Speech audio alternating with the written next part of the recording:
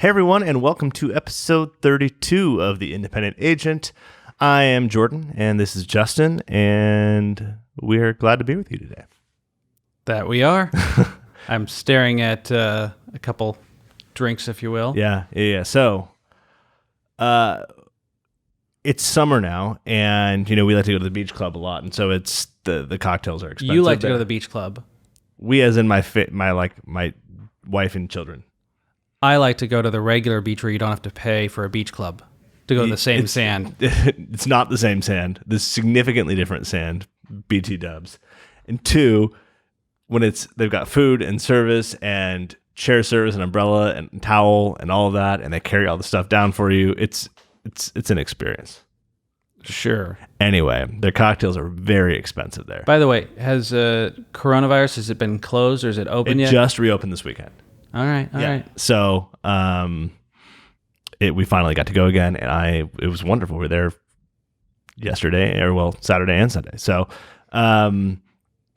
it's back open. But here's my thing with this drink. So there are a bunch of. It's like the new thing right now is to have these like Trulies or White Claws or all that stuff, and I don't like any of them. Okay, I discovered these from a friend, and they're called High Noons. And they have 4 different flavors. The only one I really like is the grapefruit one, okay? It is so great, so refreshing, and they're so easy to take onto the beach with you, even though no one ever takes them on the beach because you're not allowed to bring alcohol on the beach. But that's what I'm bringing to you today because I think you're going to be very impressed. And if not, you have your Ultra. Lovely. All right. So, how are you preparing my canned beverage? Well, when I was at the store, they didn't have these cold, and I didn't have time to really chill. I guess it's a little bit cold, so you can have it on ice. But it's essentially like soda water, a little bit of grapefruit juice, and vodka. And it's gluten-free. It is gluten-free. It's gluten-free. Of course it's gluten-free. Okay. So drink up and let me know your thoughts.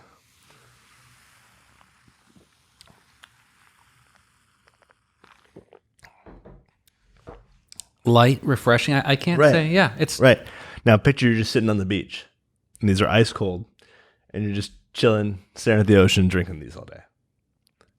This is a step up from the other canned sparkling wines that I'm trying to like the Trulies and those. What do you mean? It's not a White Claw. It's something else. Right next to my boxed wine in the store, there's canned wine. So yeah, I can't stand all the rest of them. This one I really like. Now they're low in alcohol content. So what we like to do is we'll do that, and then you'll pour a floater on it. And when you pour a floater on it, we just call it a nooner.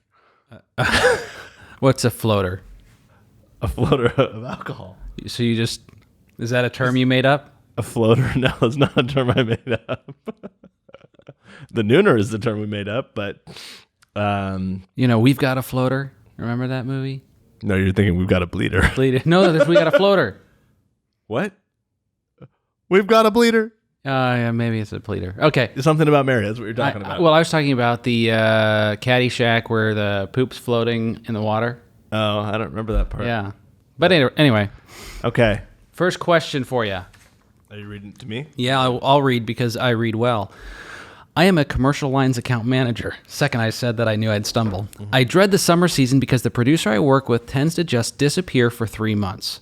He doesn't answer calls, respond to voicemail or email for days at a time when he's out. By the time a client finally calls me instead, they're pretty frustrated. I want to help, but most of the time I end up giving an answer to the client that he doesn't like, and now I just feel like I'm not qualified to speak on his behalf. What can I do to get him to understand this and be more responsive going forward? Sounds like he's a schmuck.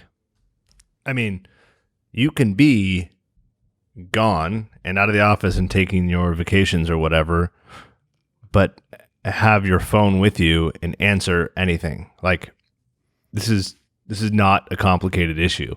I don't understand why he's not there to be responsive. Now, you should be able to answer the questions that they're bringing forth, but I assume it's something that they actually want to talk to him, and then they're pissed off. I mean, this is a management issue. This is not a you problem. So I would have the conversation with management about it after you talk to him, obviously. But I would just say, look, dude, or dudette. Is it a girl or a guy?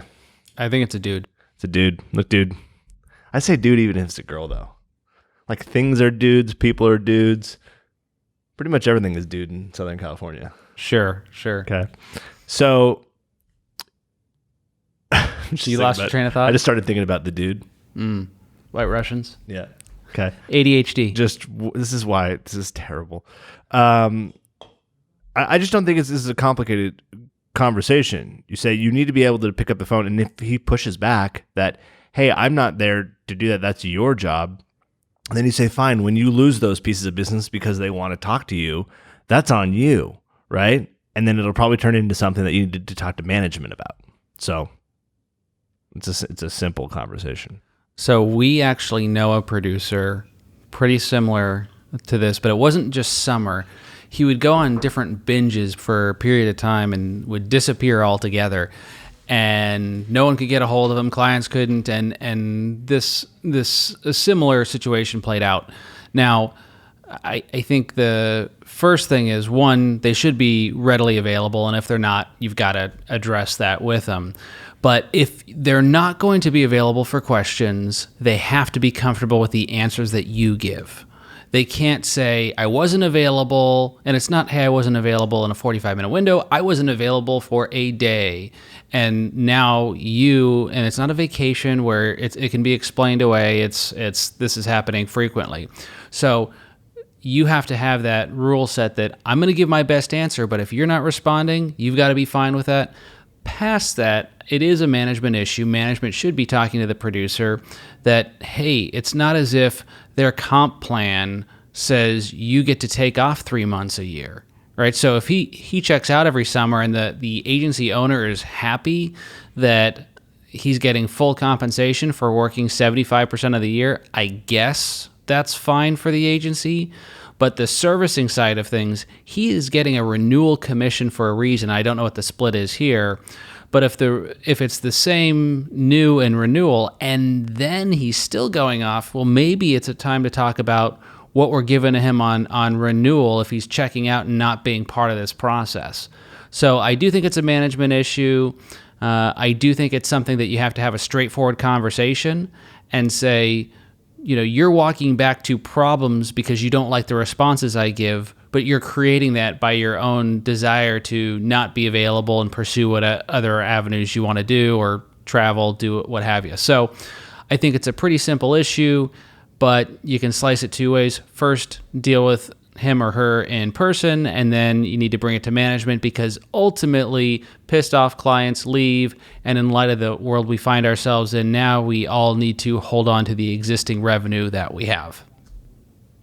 Yes, I would agree with you. All right. Now's your audition for reading. I was just thinking when you were talking because I stopped listening to what you were saying because it was the same thing that I said. Actually, I think I said it better with more clarity and specificity. Perfect. I started thinking about how you were judging my beach club membership and how you say you like to go to the beach that's free. Yes. And I was just thinking, you send your kids to private school, and that's like got to be 4 times what I pay.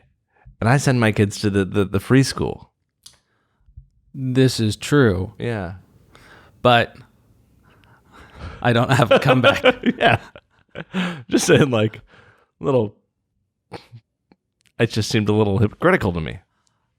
I'm just saying that unlike, the beach where I could just walk up to the sand and put my feet into it. Mm-hmm.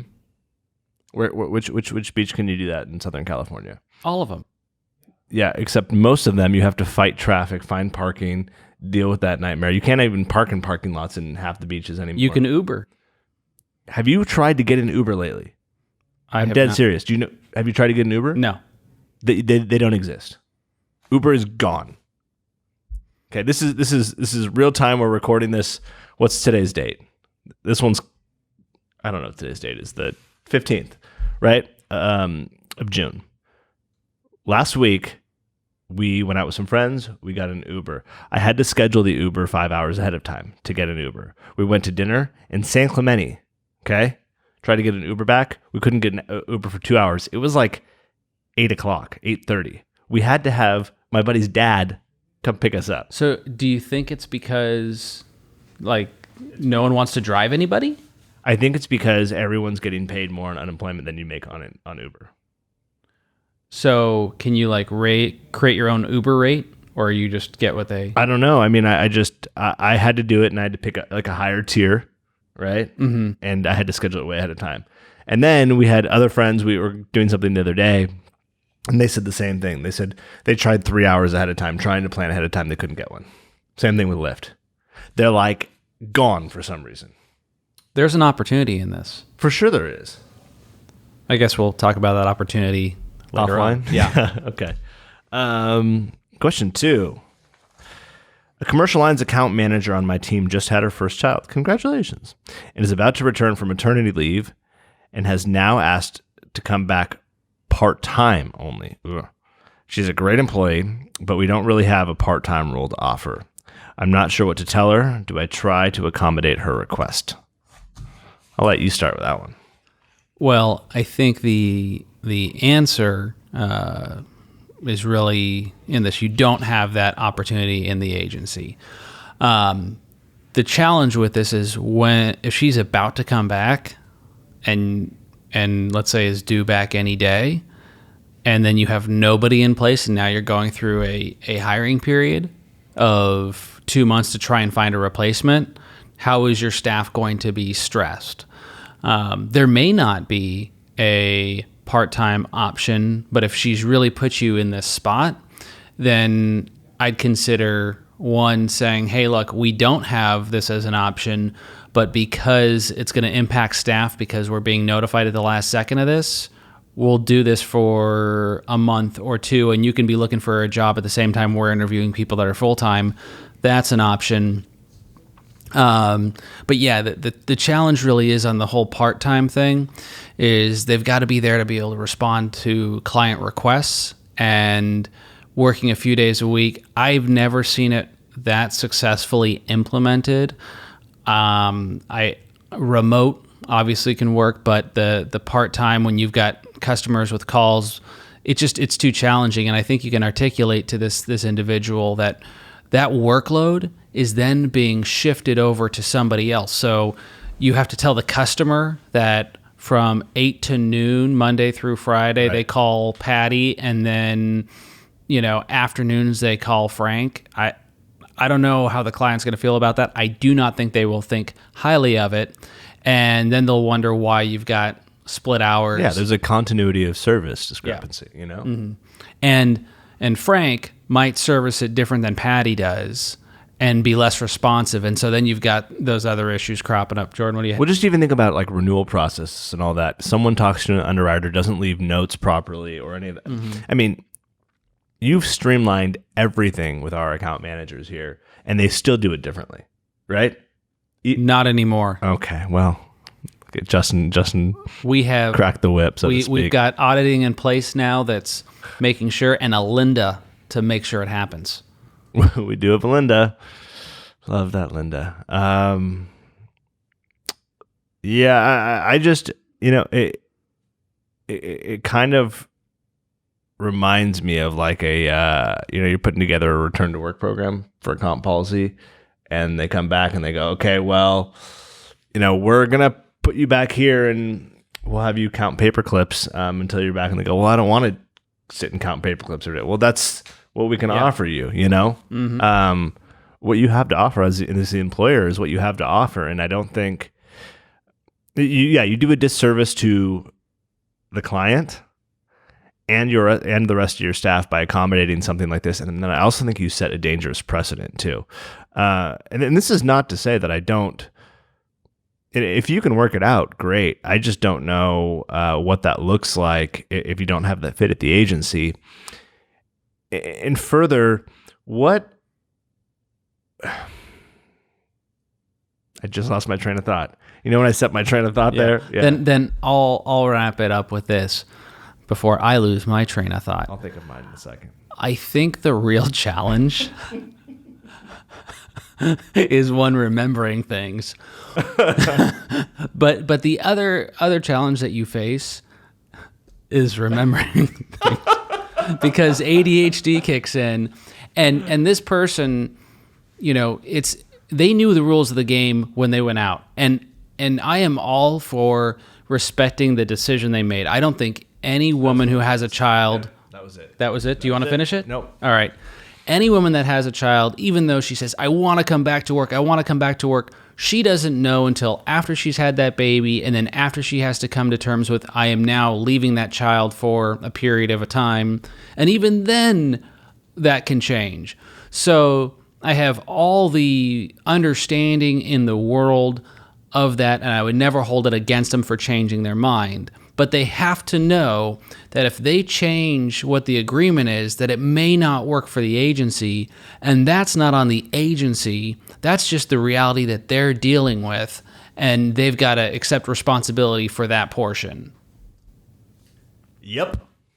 I agree. Aren't you glad we were on the same ADHD thought? I am. I also love that we have a fern or something. It's like It's we're between prettier. two It covers up a ferns. plug. It does. We looked at last week's episode and realized there is an outlet right there. So this should help prevent you seeing the outlet and see something pretty. And green is just fun to look at. Yeah, it is. It is. It's pretty. Okay, with that, I think we will wrap up episode number 32. Everyone, thank you for listening. Send us drinks. Jordan at Total CSR. Send more questions. Justin at Total CSR. I think he gets more questions than I get drink requests. And I got another drink request yesterday, and it was one of the drinks we had already done. So clearly they weren't watching our they podcast. weren't listening to our podcast. But in fairness, I've thought of a drink like 3 different times. I'm like, yeah, I'm going to do that one this week. And then we've already done it. So I don't blame them. In any event, I hope you all have a wonderful day, week. Drive safe if you're in the car, and we'll see you next time. Cheers.